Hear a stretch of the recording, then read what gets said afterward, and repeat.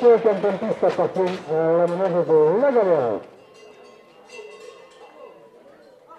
On retrouve dans la cocarde, après le 13 euros.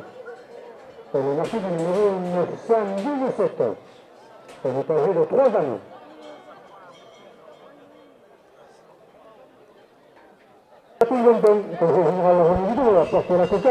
Elle vient de la manade de La Galère, elle a le numéro 917 et qu'on a vu d'ailleurs la dernière de la course de Vestric-Candiac le 30 mai. Elle avait clos cet après-midi de Bouvines à Vestric le 30 mai et on voyait en elle d'ailleurs une espèce de relève de Christine.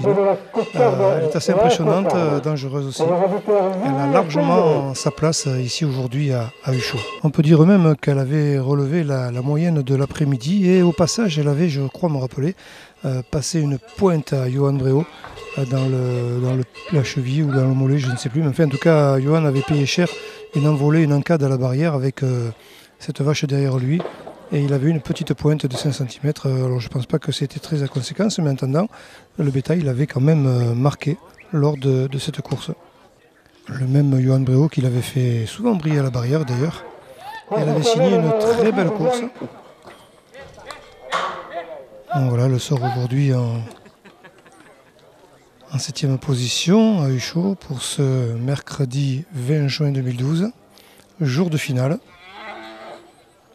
Et il faudra cogiter pour savoir quelle aura été la meilleure. Pas facile d'interpréter des comportements de cocardière comme ça. Ça doit tenir à des détails. Hormis la 797 de Ricard et la 713 de la Galante. Voilà, alors allez, une belle poursuite là sur Walt Disney, au-delà des planches.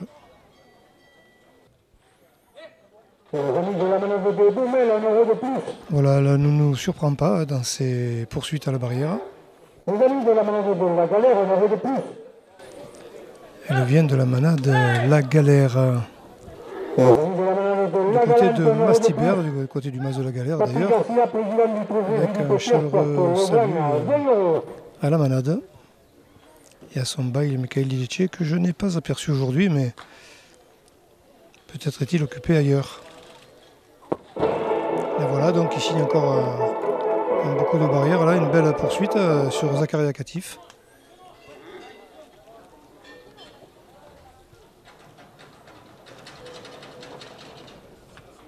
Donc René Lambert, François Chapelle, toute la tourme de Mastibert là-bas. Et voilà encore une fois, elle aussi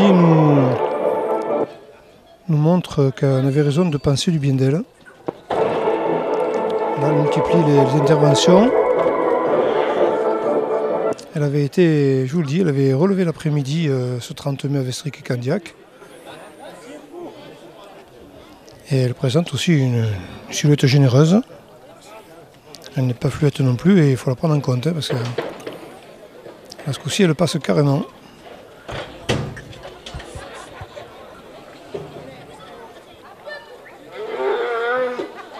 Voilà, elle va un petit peu voir dans le public. Elle a du gaz, hein, elle a du gaz.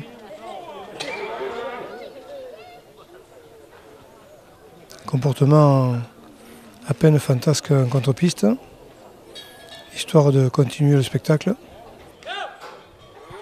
Allez, dès son retour là, il faut la prendre, il faut l'accueillir.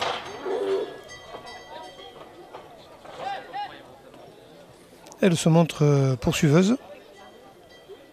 Les hommes sont prévenus.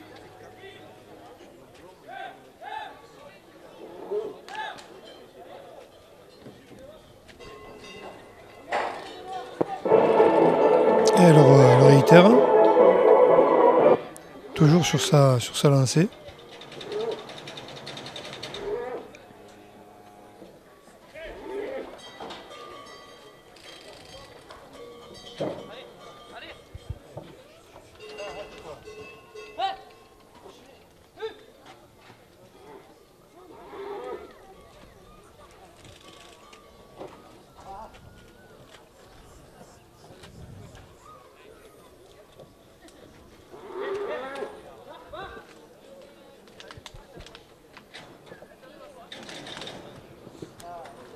Pour le Nick Lidando, c'est Jean Gédorc. Un euro de plus.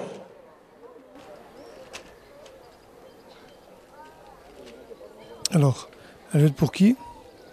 Parce qu'elle a tendance à se fixer quelque peu. Marco Sanchez sur le départ. Elle demande à ce qu'elle soit un peu plus tournée, c'est vrai. Surtout que c'est là, il s'engage dans un rasé long. Pour peu que la vache anticipe comme elle sait le faire, elle vite rejoint la barrière. Un long rasé pour Marco. Et vous voyez que des fois, comme là sur Thomas Dumont, elle ne suit pas systématiquement. Zakaria Katif au départ. Elle passe généreusement le Mour et les bancs de l'autre côté de la barrière. Elle aurait bien attrapé quelque chose. On va la laisser reposer un peu parce qu'elle se livre généreusement. Et voilà. Alors on reprend, c'est reparti pour cet élément de la manade La Galère.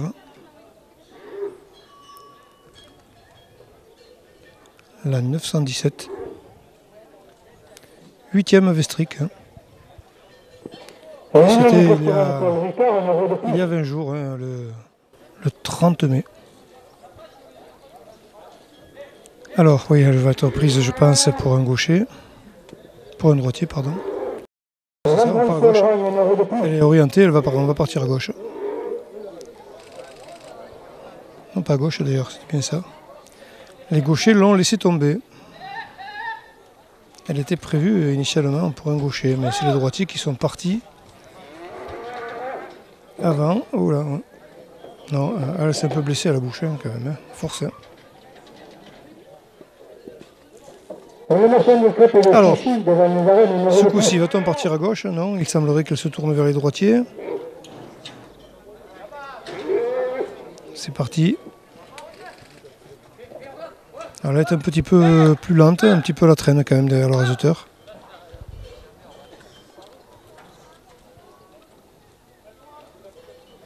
Elle se déplace encore assez facilement pour se positionner ailleurs et tout l'équipage en blanc doit suivre. Elle était tournée là. Là, pour être tournée, elle était tournée. Elle s'intéressait à Zakaria Katif en contre-piste et elle était tournée. C'est parti pour Marco Sanchez. Alors là, elle a tapé les sabots contre le bois. Et on atteint aussi pour la 917 de La Galère, la dernière minute de course. Il a eu des vaches de 3 ans présentées quand même, il me semble, dans les présélections. Certaines nous ont surpris d'ailleurs par leur comportement.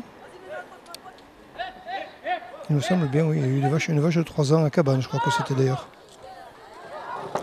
La voilà qui tape encore. Elle ne renonce pas. Et il reste une poignée de secondes pour tenter d'attraper ce gland là, qui est bien sur sa tête avec les ficelles. Donc elle aurait eu un bon comportement de cocardière parce qu'elle aura été barricadière, elle aura coopéré à la course, elle aura refusé. Et malgré tout, elle s'est bien protégée, à part quelques sauts de barrière, tout à fait légitimes, mais...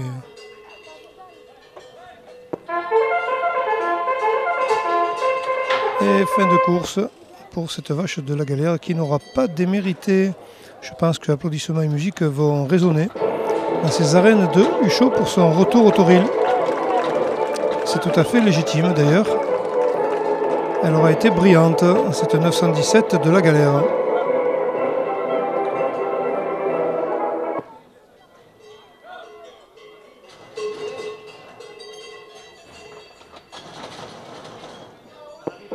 Elle arrive, on l'appelle, elle arrive.